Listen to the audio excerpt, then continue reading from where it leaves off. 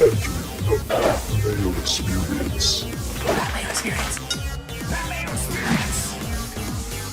That Mayo Experience. Experience. Welcome to the Pat Mayo Experience, presented by DraftKings, Wells Fargo Championship DraftKings picks, ownership, full preview, breakdown, making our lineups with you on the show. Additionally, the final betting card of the week, the weather, and a discussion about one and done now that we have another elevated field that we need to get that money in to get back in the game for the one and done, because it's been a really bad run for about the past 6 weeks or so. We sniffed first place, and then now we're out of the money, because that's how one and done works. But hey, in elevated events, you hit like 2 winners in a row or get a first and second like we had earlier in the year, and boom, you're back inside like the top 30, and all of a sudden you're winning a whole bunch of money. So we're going to try to get back on that track this week. Reminder to all of you, right now, there's 1,000 spots remaining in the Pat Mayo Experience Listeners League. We need to fill that up, or we're not going to get our 100K guaranteed for the PGA Championship. So please go do that right now. Donk off your 3 entries. I mean, I have my 3 entries. I'm not winning, so maybe you can win with one of your 3 entries that you put into the Pat Mayo Experience DraftKings Listeners League. Again, that link is down in the description. And sub to the newsletter. That's coming out later today, completely free. That's also down in the description. Tambo, I like this course. I like this tournament. Yeah, me too. I always like this one. It's a good spot. These types of events, I talk about it year over year, but like the Memorial, the Genesis, come to this one. Like these are some of the ones that stand out to me. We know a lot about Quail Hollow. We've got a lot of history here. Of course, history is a bit sticky at this course. We could talk about that some, but just in general, good event to be back. And finally, last week, Pat, I know you were coming off vacation. I'm still in vacation mode, but that was Mexico Open is what it is. This is a fun one to be back to. Strong field, minus Rom Scheffler and a couple others, but still pretty good. I don't mind that, though, for these elevated events. If, 3 of the top, 4 of the top 20 guys want to rotate in and out of the elevated events, I actually think that's more fun. Yeah. It's kind of nice when Rom and Scheffler do it at the same time, too, and then less decision-making at the top. It's like it's just Rory or not to Rory is kind of the question. Oh, I'm not going to Rory, but that's, I do this stuff every week. I didn't have Rom last week. I won money last week on DraftKings. I took Finau and I didn't take Rom. Yeah, you got away with it. Yeah, the Wyndham Clark lineups were not as good. We got away. That much. We talked about him for this week. We got away with the Rom stuff last week, but he was still up there. He came second. I mean, it was incredible. And then the 61 on Saturday really helped the scoring. Yeah, of course it did. But just having so much, I had so much invested in Finau, Bhatia, and Carson Young, and that was good enough. If you had those 3 and a 6 of 6, you were good. And I had Brandon Wu as well. Takeaway from last week was the obvious kind of RBC Canadian Open the previous year when there was 6 good guys there and all 6 ended up there on Sunday. Yeah, Mexico Open, 2 good guys. Yeah, just jam them both. Brandon Wu, 3rd every year. Grab him too. So, yeah, no, it was a good one to get some takeaways from for next year. We'll see how it goes, but good for Finau. He held off Rom, got the job done. For sure. I have one more bullet to fire, which I want to run by you in terms of the betting card. But here's what I got going so far. Victor, 24. Everyone's bet Victor this week. It'll be a big group victory lap if Victor Hovland can get his first win in the continental United States this week at Quail Hollow. I have Justin Thomas at 25-1, Gary Woodland 90-1 with 5 places. I also threw $5 on Sam Stevens at 200-1 with the each way. Yeah, because I like him this week. I actually like that, and I like him on DraftKings. I bet him top 20 at 5-1 as well. And I played a top 40 parlay with Griot and Stevens that ends up being 6.5-1 or something. So hopefully they just have good weeks. First round leader, Griot 80-1 with 5 places, Stevens 90-1 with 5 places, Euro Tour, Jorge Campillo 35-1 over at the Italian Open. And one and dones, I got Victor, Jeff has Cam Young, and Cust has Patrick Cantlay with his new caddy, Tiger's caddy. I mean, the new caddy bump is a real thing. Yeah, I'm glad you brought that up. I was going to say, this might be a good one for Cust. It might be the first time we see it in a while since, Justin Rose? Hey, Cust is winning the one. He had Cam Young at the match play. So second at the match play was worth a bunch of bucks. So I don't know what I want to do in terms of, my last spot here, in terms of my betting card. I still have, I only have 4 guys. One of them is 90. One of them is 200. Right. I have 2 guys in the 20s.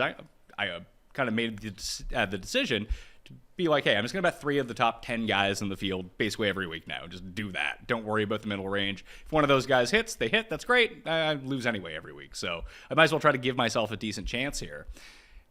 It was between Spieth and Cam Young for me. I can still grab a 22 on Spieth. Those are still lingering out there. I can still grab a 22 on Cameron Young. They're both 18-1 right now at DraftKings Sportsbook. Earlier in the week, I was really in on Sung Jae. You can find a 27 on him, but the one that keeps dropping, Homa's down to 33-1 now. I thought you took it already. I saw the boost. I didn't. I was just kind of like, if he's already, that wasn't even a boost.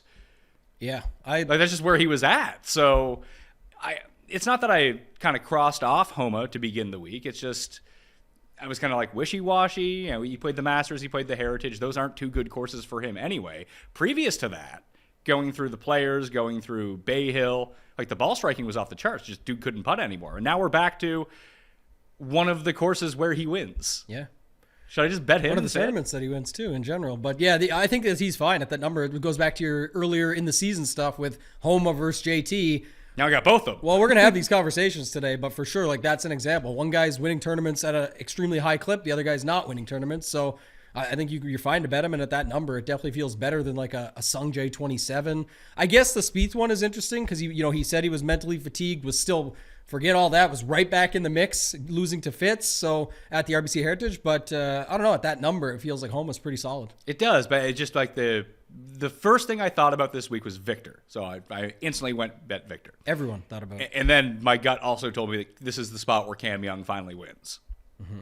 That's a big one too. Of course it is. I understand why it is as well, but like every number pointed me towards Spieth and Gary Woodland. I bet the Vic number with everyone else, so I tease that, but like just in general, I think Big Dick Vic might be Limp Dick Vic here this week, and we'll see what happens because it just feels like too many people piling on. There's definitely too many things that can go wrong. From a betting perspective, you're not against other players in that sense. We're just against the book, so who cares? We can all bet the same number, but oftentimes those don't come through, first of all. Second of all, on DraftKings, there's lots of options around Vic that we can go to. I feel better about your Cam Young one, and I like the ad of Homa based on everything you just said. So it would be no Cam Young, just Homa. Yeah. To add to, because I bet Justin Thomas. Yep, I like that. The tee to green's been good for Justin Thomas. He's going to putt one of these weeks, trust me. If he's going to putt anywhere, it feels like this could be a place. Hey, he gained almost 10 strokes putting when he won the PGA Championship at this course. Hasn't really done that since, but good mojo. Good mojo. Yeah, coming going back through into it. So those are the bets. Let's talk weather. Super windy today, unfortunately. So the Pro-Am might get winded out, so we don't really care about that. Other than that, it looks like there's rain on Saturday, but essentially no wind all week, any of the 4 days. Yeah, the only thing I saw, like, again, nothing with the wind, but on Thursday, Friday, the temperature's pretty low in the morning. Yeah, it'll be... however you think that plays out, if you care, but... It'll be 48, it says, at 8 a.m. on Thursday. It's pretty chilly. Yeah, and 50 at... Considering I think it got up, when I was looking at it earlier, I think it was like 75 or 77 or something it gets up to in the afternoon, so... Yeah. Big difference there. I'm not sure how you feel if that affects anything, but for me, I don't really see nothing that I'm worried about for this week, nothing major. Well, it's a bit down, like you said, like with the high of 70 with temperatures in like the 50s and 60s, mainly like low to mid 60s for most of the day, all of the days. But as Paul pointed out to me, because I have that 125-1 Keegan Bradley bet to win the PGA Championship.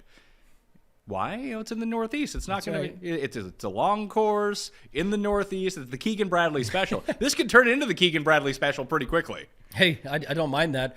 Did you look at him for this week at all, or you just left him off? I saw him at 60-1 was like the best number I could find. I was like, I don't know about that. I heard Feinberg talking about this, so I asked you because I thought it was actually pretty interesting. He said like he was protecting his PGA Championship bets on Cam Young by betting him this week. But you get what he's saying, right? It's kind of like doubling down on it, like that you could do that, but it's not really going to be a big deal with Keegan Bradley. I just think it was funny to kind of post it up that way. It was nice. Yeah, I mean that's just you don't need to say that you're betting Cam Young this week because you're protecting a number 2 weeks from now. You're betting Cam Young this week because you think he's going to win this week. It's true. There is probably multiple fronts, but I do think his angle, like it definitely can happen where you see it happens early and you're like, damn, I got those tickets, and you feel good about the number now that you got those tickets at, but you're like, I also missed the win. But yeah, it's definitely a spot for him anyway, so it's going to be a discussion when we get there. Well, that entire scenario harkens back to something that I think it was like the second year of the show or the third year of the show that we were convinced John Rahm was going to get his first ever win in Phoenix. And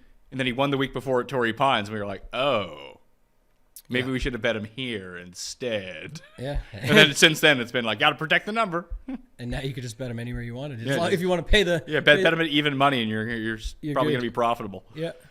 Our one and done. We're down to 1,309th out of the money. That ain't good. And we have to spend at least 4 minutes on it this week. Comments were not happy with us. Our one and done approach last week. You look at the comments? Always. I read them. Mouth breathers. Yeah, I don't mind them at all. Hey, that's a key in life, Pat, is not worry about what others think, because truly nobody really gives a shit. And that's the perfect part. Just be yourself. Go out and get it done. But I do read the comments, and someone said that. I just laughed. But I mean, this week we do got to get it right. We got to figure something out here because we got to get back in the mix. We have most of, I think we have 6 of the top 7 guys in terms of the odds that we can use. So it's kind of pick your poison. I don't think anyone's going to use Finau. Yeah. I'm not betting Finau, and I don't have the highest hopes for him, but he's gone in 60% of leagues anyway. People be like, oh, coming off a win, what can Tony do? Tony could win here. Oh, definitely. I like him quite a bit this week. Actually, I said earlier in the week, price technically went down from last week. When your guy comes off a win and his price goes down, it's usually the time to still stick with it. We've seen Tony go back-to-back. We've seen Tony go back-to-back in probably his biggest win that people will even give him credit for in the BMW or whatever it was when he won? The Northern Trust. But what did he win the week before? Oh, no, he won last year 3M and Rocket Mortgage back-to-back. I couldn't remember what it was. I thought he went back and won the BMW. No. For some reason. He won the first leg of the FedEx Cup 3 years ago. That's what it was, yeah. In Jersey. But yeah, either way, we could see him go back-to-back. The point is, it's obviously a course that still sets up well for him. We are missing some of the other top guys that he's been in the conversation with this week, at least when people started posting the multiple wins. He just beat Ron by 4. Right. So I'm okay with a guy like Finau. What's his percentage right now left over? 40. 40. Only 40% of everyone in the pool can take him. So we have Rory, Finau, Xander, Vic, Spieth, and Cam Young at our disposal. Man, I'm feeling Xander a little bit too this week. I don't have him in mine, so I couldn't go there, and I don't have Finau either. And he's only available. He's 54%.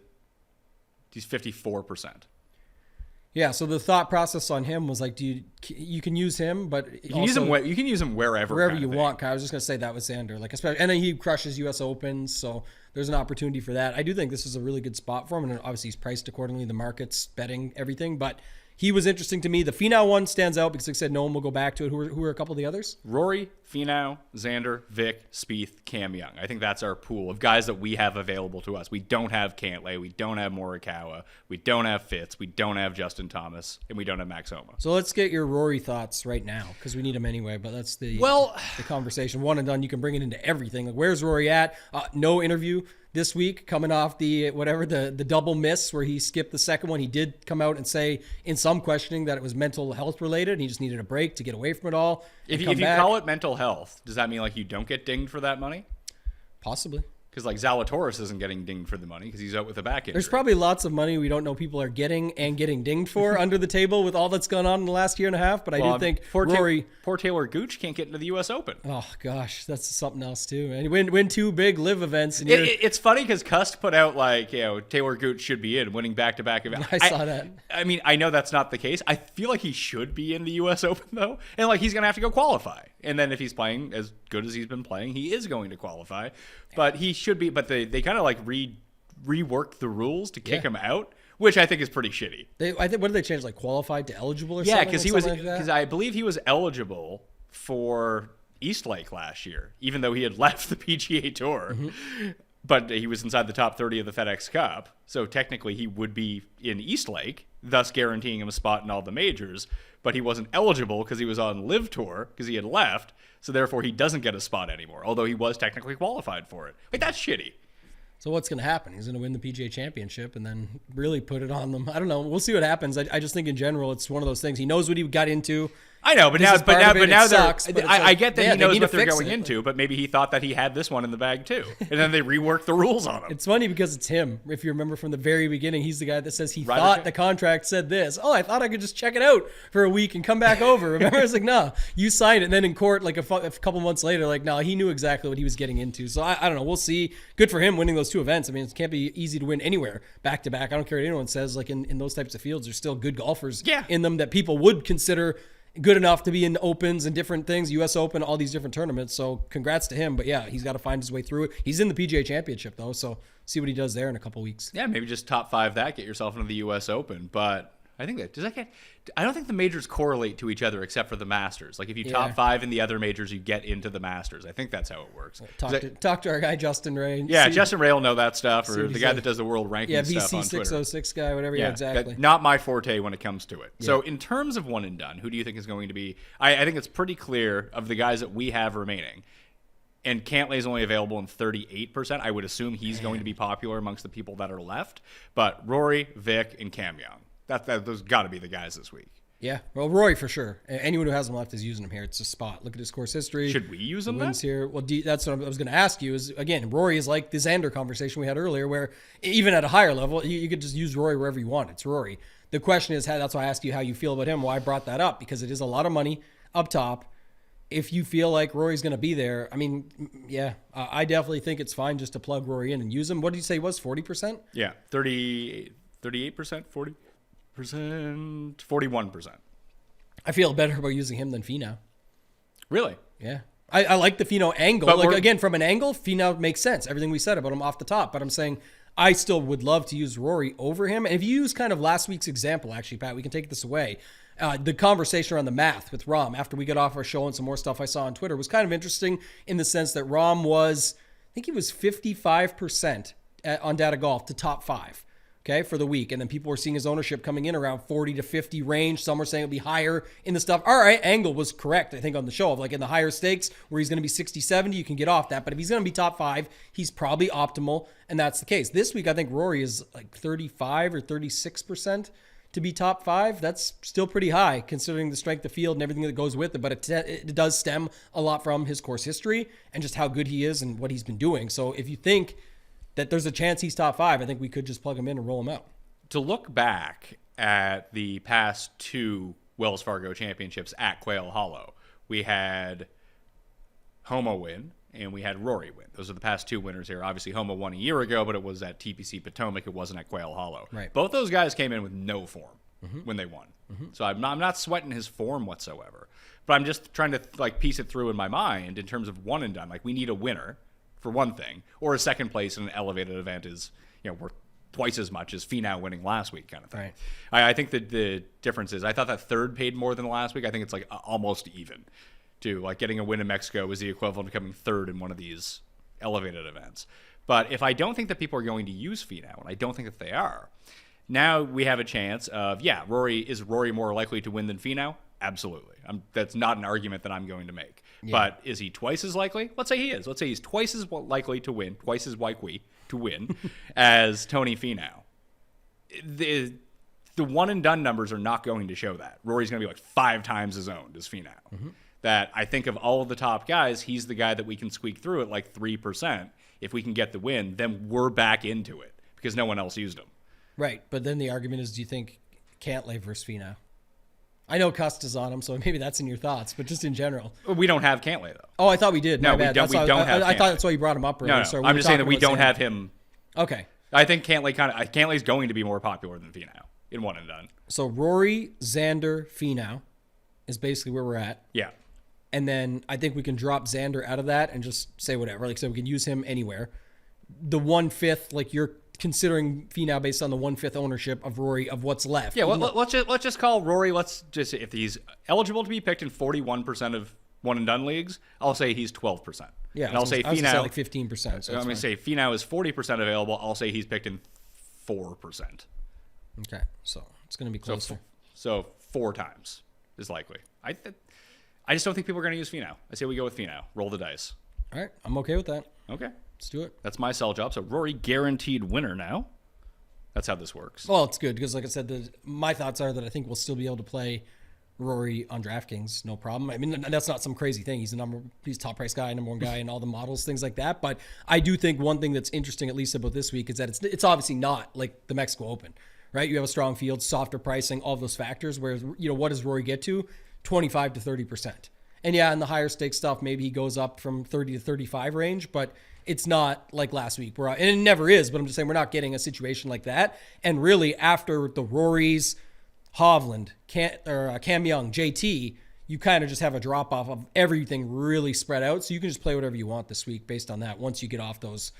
You figure out what you're doing, I should say, better way to put it, of those top 4 guys I just mentioned. Reminder to everyone, once again, to play in the DraftKings Listeners League. Link down in the description right now because we want to juice it up. Probably make it smaller next week. Create artificial demand so people go and sign up for the PGA one. Because the Masters one was filled by like Tuesday morning. So Masters was nuts this year for everything. Yeah. I don't think we're going to get the same sort of rule for PGA Championship. No? People have been kind of tuned out of golf. I mean, I tuned out of golf for 2 weeks. And I think even just seeing some of the early numbers that have come back in this week that they're still not fully in. Yeah, people are just kind of like, NBA playoffs, NHL playoffs, baseball's in like full swing now. Golf is kind of like out of its little window where they kind of had everything by the NHL, balls. I'm not a big hockey guy, but NHL's been kind of crazy. NBA's been insane, the playoffs so far, so it definitely makes sense. I did find it was funny, too, that people were talking about the ratings for the NHL. They did really good ratings in the first round. Right. And I think that the Bruins... Who the fuck did the Bruins play? They lost to Panthers? Panthers? I think so. Okay. So whatever that Game 7 was did like 3.8 million viewers or something like that, which was like the highest first-round series like 40 years or I don't think it was the Panthers. Now I got to think about this. Who was it? Maybe I don't know. I think it was the Panthers. Yeah, because they're playing. it was. Yeah, they're playing the Leafs now. Anyway, they did like Okay. 3.8 million. I went back and looked like how is golf doing in terms of the ratings. I saw that the final round of the RBC Heritage did like 4.7 million viewers. So Oh, that was your conversation last week, though. It was the Spieth needle mover. yeah, Definitely a thing. Spieth's in the mix. Ratings go up. Wasn't Brace's boy, that's for sure. Yeah, I think that He's not moving the needle. No, Fitzpatrick isn't moving the needle, but he's a good guy to have in opposition to Spieth. Like it's one thing to have like Spieth versus Tootsie or what the fuck that guy is. Toasty. He actually came through last week. Big Yeah. time. I think he had 2 eagles on Sunday. So if it was went off. Spieth versus like some guy, then it's maybe not as good. At least people identify Fitzpatrick as a real guy. He just won a major. So like Fitzpatrick by himself does nothing.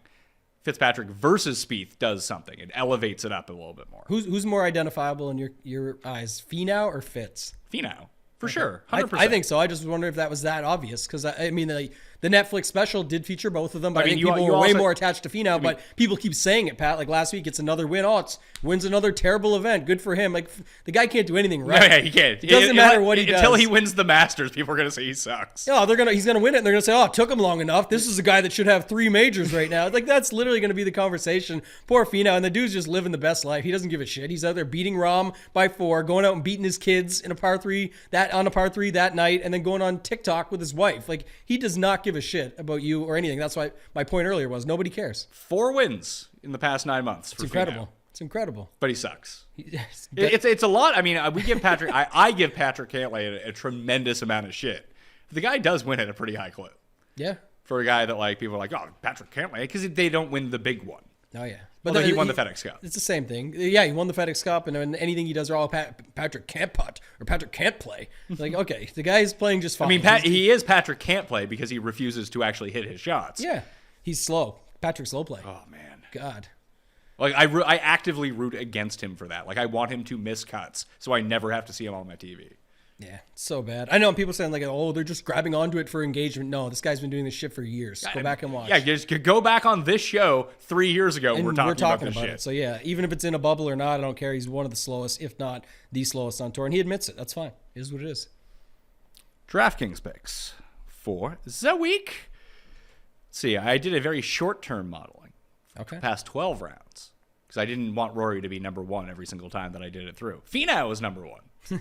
Finau, Woodland, Hovland, Cam Young, Cantlay, Sam Stevens. 1, 2, 3, 4, 5, 6. Yeah, Woodland and Stevens, 2 guys I like. I bet Woodland 90. That's just I bet both of them. chasing. Sam Stevens, per the Fantasy National Simulator, has the 8th best odds to win this week. I do like him down there, and I don't really know if he's getting ownership. Like if you look down, Yeah, he is. I saw like 3 to 5, 3 to 6. Oh, So even if we give him a boost and say he's 5 plus, let's say he's 8. I highly doubt that. All right, I'm using him either way. Like, Yeah, we'll see though. yeah, he's $7,000. So I mean, fantasy. the Mayo boost is going to be real, I guess. and it's not just me. It's Fantasy National as well. Like whenever you run anyone who runs numbers this week, he's going to rate out really well. Okay. For the price point. But this is why I don't even think he crosses 5 or 6, is because when you look at it like Bhatia, you've got He'll Will be Gordon, you've got Luke List, you've got Joseph Bramlett, you've got all the favorites down here. All the guys from last week who were Well, like, it's all the guys people love to play, and then you've got speculation plays above, like people like Benny Ann, people like Justin Suh, like people like these guys. Where it's just going to be so spread out down there that I would, again, you said it, you're playing him anyway. But for anyone out there thinking, oh, I thought Stevens was going to be sneaky, now Mayo said he's going to be 8, just play him. If you want to play him, play him. he might be 8, he might be 4. Yeah, just play him. Like If you want to play him, play him. this is not an exact science here. So Yeah. let's try to build the lineup. Let's build 2 versions of what we think the popular lineups are going to be to give us 2 separate landing spots. Do you want to start with the Rory lineup, or do you want to start with what I think is going to be the more popular super balanced lineup? I am going to get you to start with the super balance because Okay. I'm pretty sure I already have 3 of the plays on here. Yeah, all right. So you plug in your 3 plays, and I'll tell you the 3 plays that I came up with as the super popular build. Okay. Hovland, Thomas, Cam Young. There we go. Done. Easy stuff. Yes. You see DraftKings put in the new feature where you can see your player exposures? Yeah. I like that. Good idea. Look at that. See who your top 3 are. Most people, at least, if you're just hand building all week, and then start building lineups without those top 3. That's usually how it works in PGA DFS. So. Yeah, I built my first because I always build one on Monday because I play in this like season-long thing. And if I don't build it on Monday, I'll completely forget to put in a lineup. So I just build one for that. And it was different. It had 2 of those guys, but it had Spieth instead of Cam Young. Yeah, you might have to stick with your conviction. What? Okay, let's do this conversation quick before we build that lineup out because it's obviously the 3 starting point. If you had to drop one of these, Cam Young. okay, mine is Hovland. That's probably the better choice. Yeah, and I mean, do you have a reason why for yours or like? I mean, I bet on the other 2. I did bet on Cam Young. Okay. Like that's, No, that's so all it really boils down to. No, that's fair. Your reason is conviction. I was just saying my thing was just looking at it when you go to it, and just around him. Hovland still has, like, Day is getting squeezed. Sungjae is right there. I think he looks great. Fitz is coming off a win. Homa dominates this course and seems to be coming in at a little bit lower ownership than normal. Spieth is right. Like, there's so many guys around Hovland, I think, and there's holes to poke in Hovland. So I think, well, I mean, there's holes to poke. I mean, the same holes that you can poke in Hovland. The fact that people don't poke them in Cam Young seems asinine to me. Because he does the same things poorly, except he putts worse. Yeah, I got a thought on that real quick. Is Sam Burns. This is the game that we used to play at majors. Now that we have designated events, we get to play this game a lot more often. But we talked about this from a strategy standpoint on plenty of shows. Cam Young, how many wins on the PGA Tour? I'm going to say 0. Correct. Sam Burns, how many in like the last year and a half, 2 years? I think it's 6. Yeah, insane amounts. It doesn't mean. Yeah, but he's never won a major. Yeah, Cam Young has been right there in majors and been right there in plenty of other tournaments. And maybe the answer is play both. All I'm saying is we do this so often, and yet I don't see anybody playing Sam Burns this week. He's like half or more than half the ownership. I understand why people don't like to play Sam Burns, though, because it goes to the argument that you're making is a perfect GPP argument. Who wins? Sam Burns wins. Who also misses the cut all the time, too. It's also Sam Burns. I get why people are pensive to go do that. Like, I understand that nature of it. But who gives you more leverage in the tournament you're playing? And the most people that are making these thoughts and decisions are then going to try and beat 100,000 people in a tournament this week with the thought against that. And I'm like, that's my whole point of why you have to sometimes go against that grain and just say, yeah, Cam Young seems really safe. Also, the answer could be skip over all of them. Skip JT, skip Cam Young, skip Hovland. And go Lowry Connors? Whatever you want to do. That range, by the way, is going extremely overlooked. We'll get there. course. Let's go back to build this lineup and see where we land and what you see. I mean, I think this is a good starting point. The only interesting part, Pat, about this starting point of these 3 is that you are skipping Rory and all the guys above Hovland, and you do land in the kind of dead zone of the upper 7K range because your average right now is 7,700 plus. I have the lineup for you. Go ahead. It leaves $100 on the table. Sure. I actually really like this lineup. I'll be sharing it with 30,000 of my other friends who build the same lineup. Okay. Hovland, Thomas, Cam Young, Keegan, Woodland, Mitchell. Keegan, Woodland, Mitchell. And yeah, I think the Connors version of that might be... It'll be lesser owned because people are using Mitchell. Yeah, we'll see about that. Yeah, and you can get up to 79. So why is Kuchar $7,900? There's a couple weird prices this week.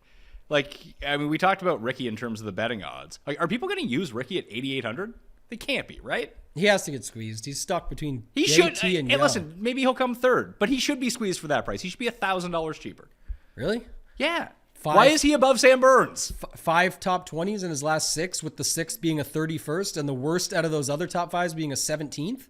The guy's been on fire, but no one's going to give him credit for it. And they say, oh, the easy way to say is horrible price. Well, he's just above the average price is what, 8,300 or something? He's 8,800. It's actually kind of fair for what he's been doing lately. It's just in our head, Ricky sucks still, and that's fine. I don't think that Ricky sucks, but he's 35-1 in the betting market. Also horrible number. We'll say it, sure. But this doesn't reflect anything that crazy, to be honest. It's just how people assume it.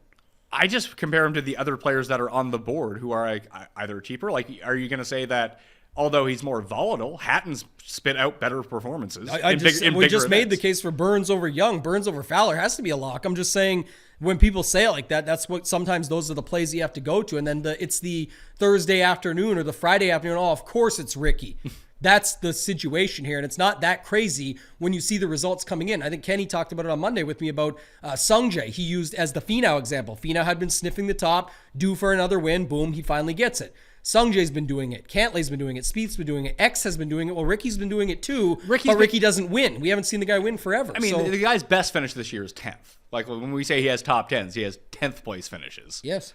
But it's not like he has second place finishes. Exactly. I'm just saying it's why there still is a floor built into it, and that's why it's getting it. And then again, it's also because the betting market. I'm not saying it's right. We just named guys below him that are better plays or probably better options in this setup. But I'm saying I can see where it's generated from quite easily. Sure, but what is he? Is he more expensive than Sungjae or not?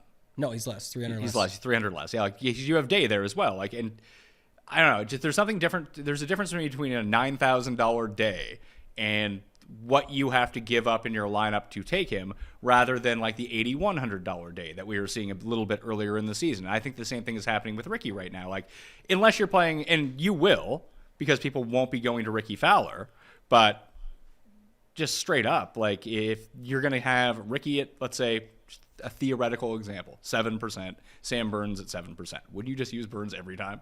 I like Burns, yeah. That's all I'm saying. Is just it's actually not that different if you look at their odds in the books and all that stuff like that. I get that their odds are the same, and with Day and Fowler, they're getting baked in course history because they both have a win at this course. Although Ricky's game over a decade ago. Day is another example where you could just go to him. Maybe he's also squeezed like Hovland. He's in between Hovland and JT. Obviously, Sungjae's there as well, but Day. If you're using the example of Ricky, it's just really a 10th and then a bunch of 10th to 17th, 20ths. Day has the 5th, 7th, 9ths in there, plus the same course history here, plus getting squeezed on the other side of those guys. He's squeezed between the Hovland JT spot. This is what are you seeing for Fowler's ownership? I'm seeing it like pretty high. I'm seeing 10. I was seeing like 14. No, I don't see that. And I see Burns down at like 6. Yeah, and I still see Burns around anywhere 8 to 10. So they're pretty similar picks. Tom Kim as well. No one using. Yeah, Tom Kim. I like him. Tournaments. Played well here at the President's Cup. That's not the reason, but also just in general. Even I think at the Masters he played okay too. It was a longer course, longer irons. Then he missed the cut at the Heritage at a course where we thought he was going to be really good. Yeah, we've seen that plenty of times. Just like last year, people thought Cam Young was going to suck at the Heritage because it's a shorter setup and you need to be tighter off the tee and all that stuff. And he came through and crushed. Yeah, Kim actually played tee to green well. He just couldn't make a putt to save his life. That happens with him though. Remember when he was like the favorite at the Sony Open and lost 7 strokes putting in 2 rounds? Yeah, happens. So in terms of ownership, looking at it right now, so we can kind of just like Cam Young starts off the dead range. Like he's going to be like 20%. Then after him, you have Burns. Hatton has a bit of buzz, but not too much. I don't know whether he cracks double digits or not. He'll be right around there. 9, maybe. All these guys are coming in 8 to 12. You just don't know. Tom Kim will not be. Tom Kim will be lower than that. Tom Kim I've got right now between 7 to 10. I think he's going to like some of these don't add up though. Like what do you have Rory? The whole thing adds up to 600. Yeah, but what do you have Rory at? I got Rory at 28. 28, and what do you have Cam Young at? I've got Cam Young at 22. And what do you have Hovland at? I got Hovland at 21.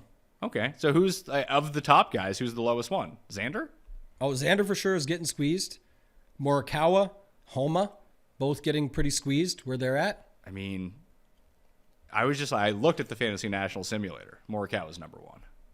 Yeah, Morikawa's in play here. Again, I also don't see how he gets to a number. Like 15%, maybe. Well, it feels like it's going to like these guys are just like whatever. Like what was the ownership you said for Xander? I didn't say it, but I've got him right now at about 14, 15, somewhere in that range. One of those guys, and because it feels like Finau might get a little squeezed as well based on the pricing. I've got Finau at 17 right now. So one of those guys is going to be like, because we see it happens every single week. Like Sky tweets out the ownership. It's like, oh shit, Morikawa is 7% somehow. Like one of those guys will just be like when you get to your final decision of whoever you click, one guy will just be the one that gets passed up every single time. Yeah, this isn't updated fully yet, but I can tell you for sure I'm dropping Xander. There's just no way. Like Rory, if someone's going up there, they're finding the $400 for Rory. They're going to Cantlay, whether it's for his stats, his projection sites numbers, or the new caddy narrative. Finau, if people want to play the bounce back, and then if not, it's people making decisions in that 9K range of, oh, it's going to be Jordan Spieth again, or Morikawa with the long irons, or whatever. Like, how is it going to be Xander? It's just not. That's what I'm saying. I think it's going to be Morikawa that gets. I think it's both of them. Fair. It just has to be, right? You got no way around it. And even Homa, if he gets late steam, I don't know how he gets to 15.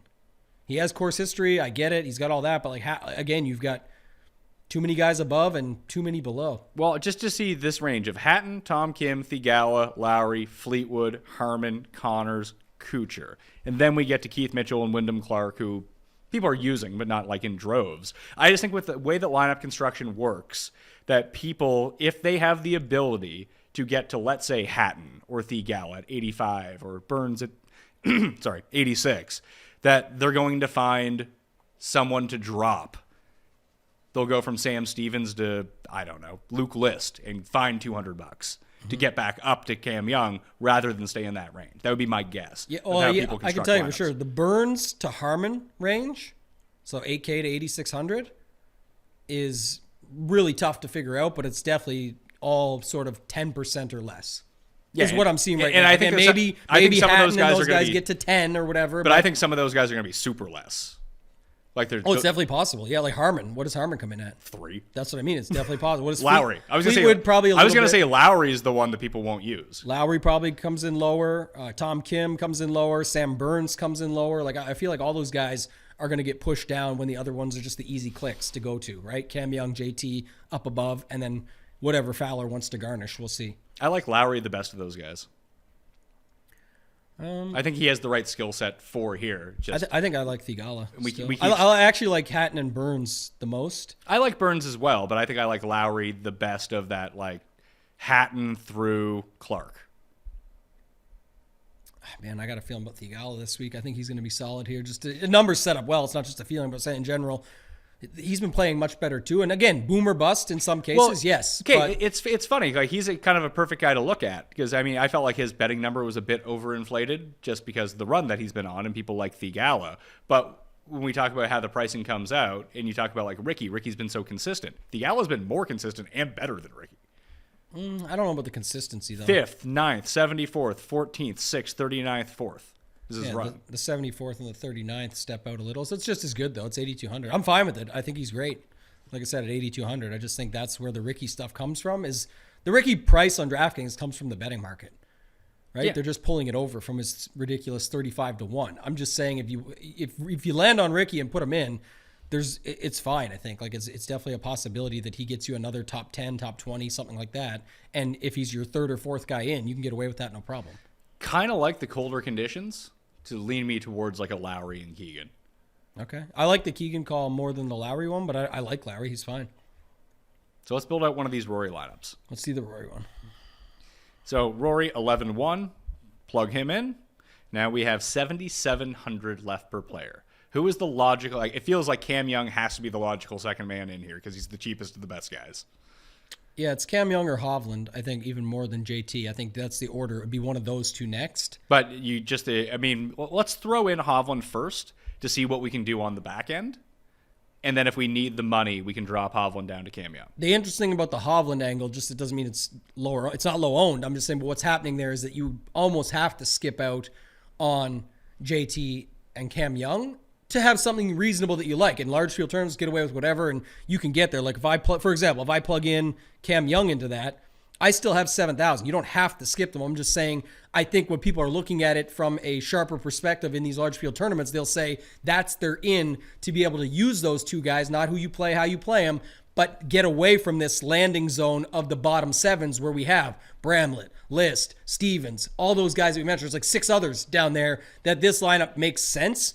But if you want it to be different, it would be to get off Cam Young, and now maybe we go to Keegan or something like that. But I don't know if you're building like what you think people do, or yeah, what. No, I'm building what I think people are going to do. So then you can get Cam Young in with Hovland because you have all those guys. Stevens fits.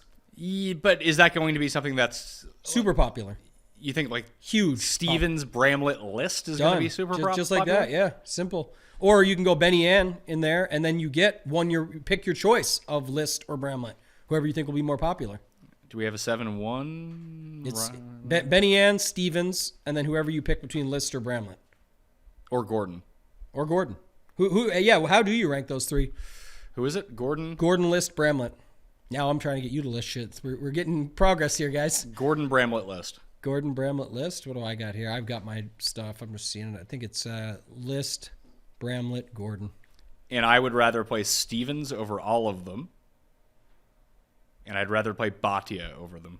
So if I plug in List, it's not super low owned, but because of the 3 guys up top. But either way, yeah. I see Pendrith's a reasonable price again. Fair price. I like him in tournaments. Who cares? I'm just betting on talent. Again, there's a couple guys down there, Pat. We've done this game in the past weeks of like who's the guy down low. We know Kitayama is down there. He literally won the API. I like Kitayama here. Don't care. He's going to have some ownership, but who cares? Not enough to worry about.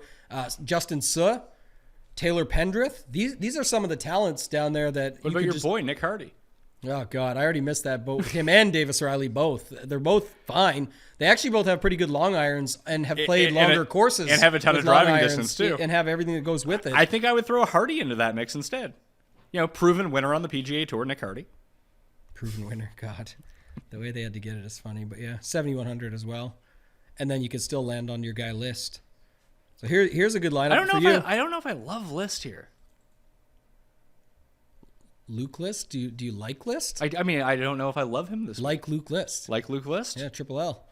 If you can get to that, I mean, who? Okay, I mean, you. Well, is there anyone below 6,900 that you actually do like? Because I'm looking at it right here. EVR rates out really well. I'm not fucking doing that. Oh, I know. Not making that mistake. There's 2 guys that I like down here. Tootsie, your boy. Toasty. Yeah, if you want to go back to him, I actually like my guy. The namesake, Tyler Duncan, good on courses that are longer too. Yeah, and this is a place where I always just try to think in my mind, has Webb Simpson ever played well at a course? If that's the case, Tyler Duncan could theoretically play well at that course. And Webb Simpson has played well at this course. There you go. That just solidified it even more for me. I liked him for other reasons, but that was good. So your guy, Davis Thompson, is down here. It rates out pretty well for me. 6,600, and then there was one more. MJ Duffy does well. I like MJ Duffy at harder, longer courses. Like, that's generally the only place he does anything. You get him in an easy course, not so good. I like Trey, too. Mullenix? Oh, man. Cheap. Feel like his time has passed. He had his run. Mm-hmm. And now he's just back to being, what about Pearson Cooney? Oh, God. You got to bring this guy back. Chin. Oh. Who's the guy we just said that we actually kind of like? Tyler Duncan? I just want to see what I don't like Tyler Duncan, for the record. Your sell point was a reason to like him. Yeah, but I'm not going to. If I could play a guy that plays well where Webb plays, I should play him. I'm just saying that was always my case for Tyler Duncan. Like, whenever you wanted to plug him in, just it feels like it's a bit much for him. Okay, so back this up because Young was the guy you didn't want anyway. Get off my Tyler Duncan theory here. Let's go Rory, Hovland, and then the guy you said in the middle, you said Lowry and Keegan. Yeah, okay, so here's the lineup that I had built with Rory, just to say it. Okay. Rory, Hovland, Cam Young, Stevens, Gordon, Nick Hardy. Stevens, Gordon, and I had List in there, but that's who you ranked. But I like Gordon better. Yeah. Gordon. What we got to try and do some week is get the most duplicated lineup by Sky when he puts it out. I see, but that I feel like all of that doesn't hinge on who's popular and who's not. It's like one guy plays 40 of the same lineup in a tournament. Sometimes, yeah. Or it's sometimes just whatever the optimizer spits out on a certain site or whatever, and so everyone plays that lineup. But all right, that seems like such a terrible idea. It is. I don't understand that at all. Like, if you're gonna play in a giant, what's funny though is that now I take shit for this sometimes, but I end up just playing these lineups. Like, I'll throw them in like the $10 18 max, the $3 20 max, and the $20 just to say I played them because we made them on the show or something. And then everyone's like, "Oh, he played some shitty lineup this week because everyone was on this one." It's like, yeah, I'm just playing. What I'm punching them all in. My main lineups this week, like my mega lineups, will not have. At least I don't think some of these ones, but the ones we're talking about here where these are like super chalk filled, probably not likely to see in my mega 22-22s, but this is a good setup to start with. So if you go Rory, Hovland, I was trying to say this, but you liked Lowry and Keegan. No, that doesn't work. Okay, let's go. Wow. See, this is what I'm saying, Pat. Now you can compare. I got it. Let's go back to the drawing board on it. Okay, go ahead. Well, because it's just a 2v2, right? Off your other one, I think. So Lowry and Keegan. What was the lineup you just had? Was Rory, Hovland, Young, and then you had Stevens, Gordon, and Hardy. So now you take Hardy and Young to Lowry and Keegan, and you can have the same lineup. I think I like that better.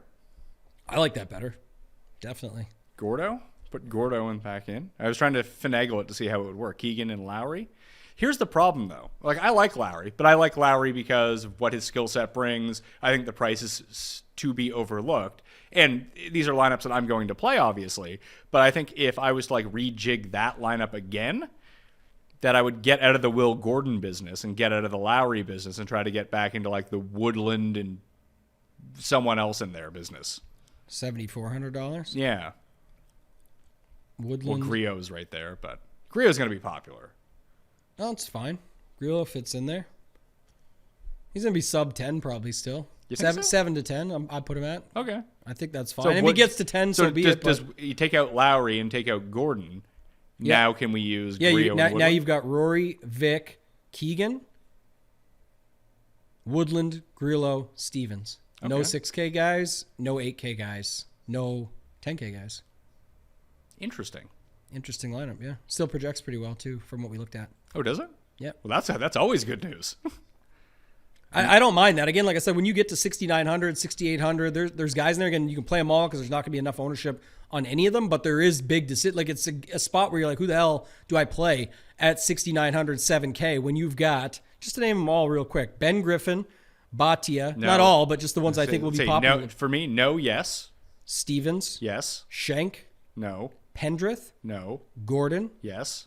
Svensson, No. List, No. Bramlett, No. Smalley, No. God, no. Not McKen- that guy again. Mackenzie Hughes. No. Oh, this would be a perfect Mackenzie Hughes spot. If there ever was one. Like, oh, the guy hits the ball 210 off the tee. How can he ever compete? It's like, oh, he's -8 on day one. Putter, baby, putter. And then Eric Cole to round it out. No thanks on him. And there's like 10 other guys there. I'm just naming the ones I think that So could here's be what I would. consideration. So out of those guys that you mentioned, here's what I would rather do. I don't know if I'm going to get there or not. Man, the numbers love stupid fucking Cam Champ. Not doing that. Duffy would be one that I would play. So work backwards here. We'll start from a bottom-up build here. You're going to go Duffy? Duffy. I'm just going to give you a list of names that I don't mind from here. Would you play Champ? No. Would you play Davis Thompson? Yes. Okay. Would you play Jimmy Walker? No. The king, Jimmy Walker. No. He's back. No. Beat Lyme disease. Stuart Sink, Trey Mullinix. Mullinex, yeah. Mullinix, yeah, for you. Who else is down here? Brent Grant? No. Yeah, that guy's. Why do I play these guys? Like, whatever. Who cares? Fratelli? No. I'm basically just sorting by driving distance and going down the list. Yeah. What about my guy Carson? Where's Carson Young?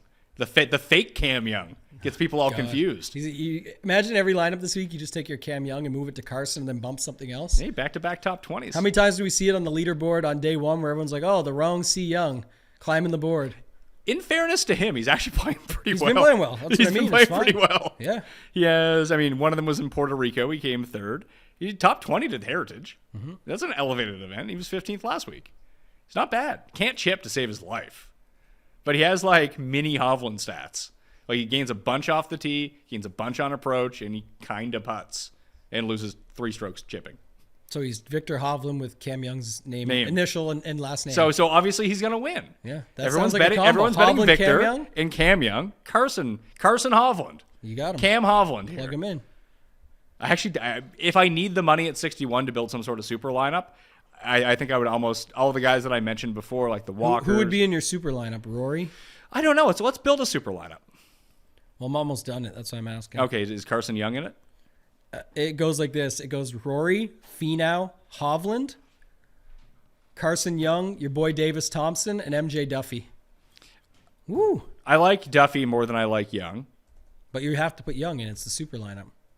I like him more than Thompson. Sorry. Okay. So Carson Young, Stevens for me gives me 92 to play around with. Spieth, Homa, Hovland, Cam Young. That fits perfectly. Spieth, Homa, Hovland, Cam Young. Yeah, see? You always say, do you have to play this guy or this guy? When it comes to Cam Young and Carson Young, maybe the answer is both. Yeah, that could be the answer. Double C Young. Double C Cy Young. Young awards.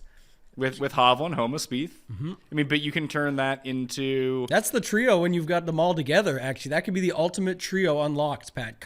You've got Victor Hovland plus Cameron Young equals Carson Young, and you put all three together, get your guy Sam Stevens, your conviction, and Jordan Spieth, and then you land on Homa, who should be just fine here. Got the history, got the Wells Fargo history, got the course history, everything. If there's a way that you want to rejig it around, if you wanted to go down to... Take Spieth and Homa out. You could use like Sungjae and Morikawa instead of Spieth and Homa. Yeah, you could do that, which too. is pretty spicy. These actually still project just as good as our original lineups. I'm sure. I mean, you have 4 of the top 10 guys. That's With why. Young really not even projecting well, he just sucks, which makes me think about being a little bit more aggressive this week, just out loud, when we're looking at it, if you can do that. Because, again, we know some of these guys that got to come through somewhere. There's, 95 guys, 6,900 and below, and we named about 15 of them that you could play.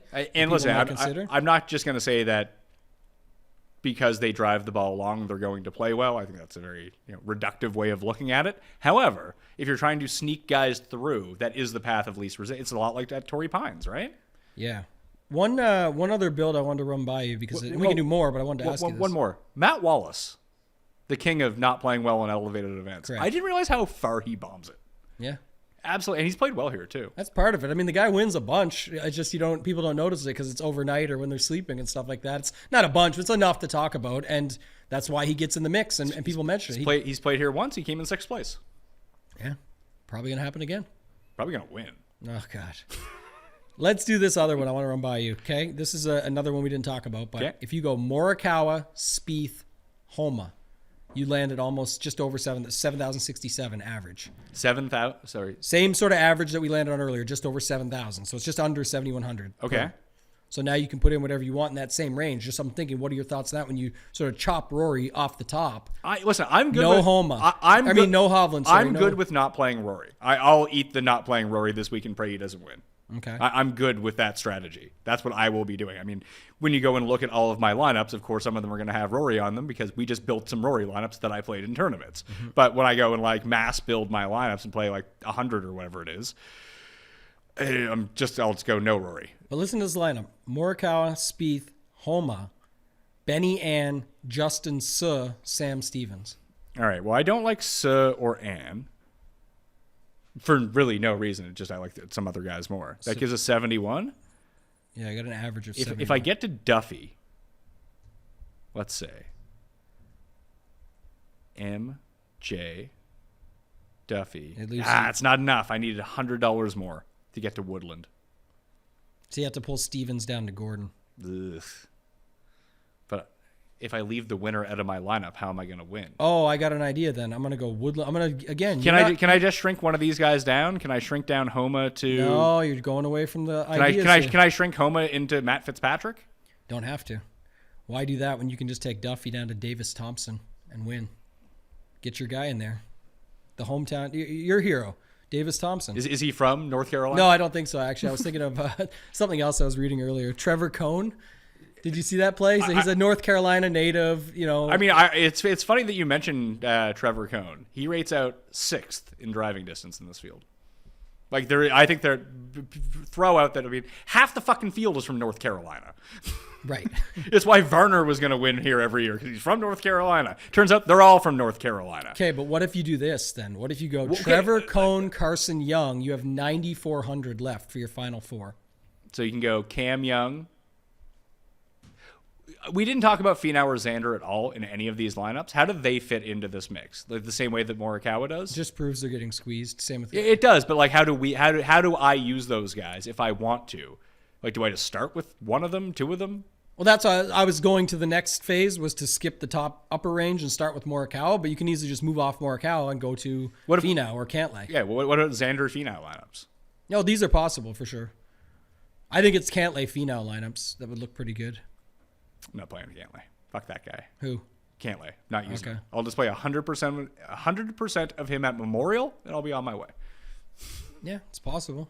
But you might want to get him in early right now. I don't want to protect your Memorial plays. Protect my exposure from 4 weeks from now. Okay. Who's the other guy you said? Spieth? What about this lineup? You can go Finau, Spieth, Homa, Young, Carson Young, Cohn. Wow, it actually still projects pretty well too. How does Cohn play? Is he any good? Let's see.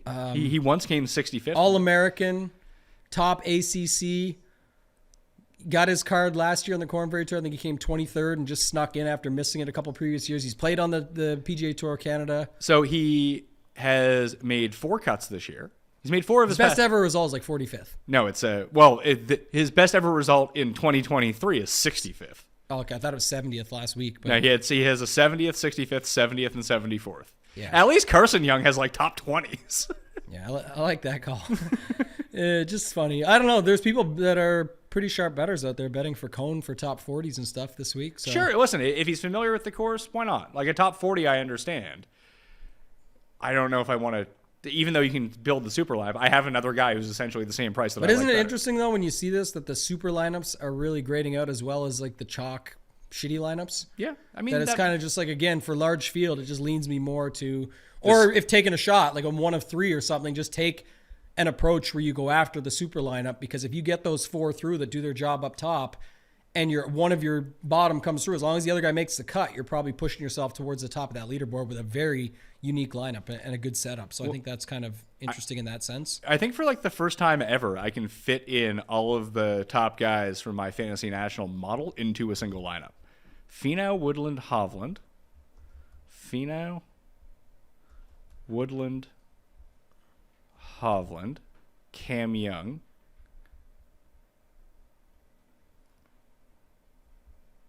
and then it's Cantlay and Sam Stevens. So Cantlay's not going to fit into this, but you can go Sam Stevens and have 73 left. Now, it's just a lot easier if I make a manual adjustment and put Carson Young 5th in the model. Now I can get back up to 82, which is Lowry or Thigala. You like Thigala? Yeah, so what was this one? Carson Young, Stevens. Stevens isn't in it. Okay, so Carson Young. Young and Young, Okay. Woodland, Hovland, Finau, and Thigala. Woodland, Hovland, Yeah. and then Finau. Yeah, it's not bad. I like it with Thigala. Wow, projects nice too. Doesn't it? Yep. Like that's a unique build, to say the least. Because it's using the same concept of using Carson Young to save all this money, or whoever it is that you want to use at the bottom to save all this money. Being like Little Dicky out here with our lineups. And not just jamming in all of the 9K guys into a lineup. Like Not using Rory up top. Yeah, that's what I'm saying. Like, not using Rory to do that, and then not just jamming Spieth, Homa, Hovland, whoever in. You're actually like building a somewhat balanced roster of all of these guys, but you get Finau in, who I don't think a lot of people are going to use. You could do this with Xander too, and you could turn Thigala into, I want to say, Keegan Bradley. What about this lineup? Xander, Finau is what you wanted to see. I just adjusted yours slightly. You can go Xander, Finau, Tom Kim, Gary Woodland, Sam Stevens, Carson Young. I don't see how you could lose. That looks pretty good. There you go. All right, I think that'll do it. Pat Mayo Experience. What's new with you? Not much. Not much? All right. Yeah. Twitter, @ToeTagAndTambo. Can find me there. The tidbits are out. Retweet them. Send them out to the world. We're going to have some giveaways over the next couple of weeks for the PGA Championship. I know they just don't want to post the contest yet because they want to fill this week's Mega Millie, where 50% goes to first. But what else is new and what else do we expect? You playing in that? I had one ticket and I'm going to add, so I think I'm going to play. Well, I know I'm going to play. I have nothing else going on. I'm definitely going to play. Yes. Isn't the 555 just a much better contest? Probably. I mean, yes, as well. Also, but I want to win that Millie, so I don't know. It's just one of those things. But when you have a ticket, I'd rather put the extra there. Mm-hmm. If I was just buying in, I would much rather just play the 555 and play 4 entries in that, give or take, and call it a day. But they don't really disperse it out and say go have the cash. They want to fill their tournament. That's going to be harder to fill. So it's only half full right now. Yeah. Still 1,000 spots left in the PME Listeners League, too. So please go fill that up right now and sub to the newsletter, completely free. All the final bets. I still have my decision to make between Spieth, Young, and Homa. We'll see how that lands. Leaning Homa at the moment, although I just don't want to miss on the Spieth win. He's come second for me so many times that I need to get the Spieth win under my belt here. It'd be kind of nice. It'd be a nice spot to do it. And the tidbits will be in there as well, along with extra information, trend form coming in, all of the like. And then we have Kentucky Derby picks tomorrow with Cam and Ben Rosen. Then we're back and we're doing major stuff starting Friday next week because the PGA Championship is coming, but we need to fill that Listeners League before we do anything. FantasyNational.com/Mayo to get yourself 20% off as well. Thank you all for watching. I'll see you next time. Mayo Experience! Experience!